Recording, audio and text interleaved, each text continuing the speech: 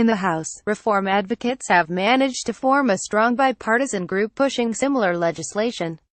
It includes the right-wing House Freedom Caucus, all of whose members have promised to vote against reauthorizing Section 702 without major changes, and a number of progressive Democrats, including Rep.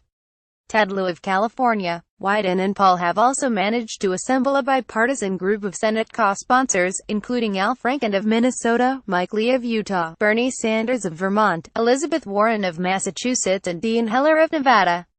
But their efforts to get the outline into a committee have so far been stymied by GOP Majority Leader Mitch McConnell.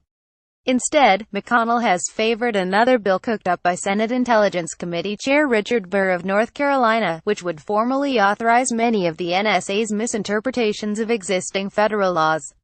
The committee's ranking Democratic member, Mark Warner of Virginia, tried to placate reform advocates by adding a restriction on FBI search access to the NSA database. This would do little to deter abuse since it would not require the agency to obtain a judicial warrant, nor require it to provide proof to a court that surveillance targets might be committing crimes or acting as foreign agents.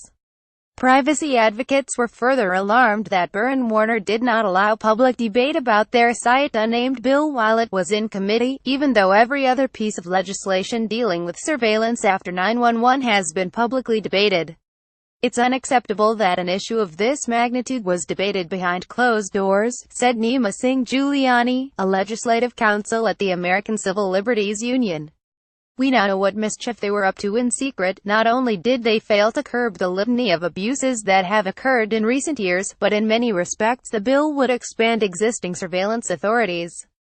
Now that this language has seen the light of day, it is clear that this bill would further strip Americans of their constitutional rights.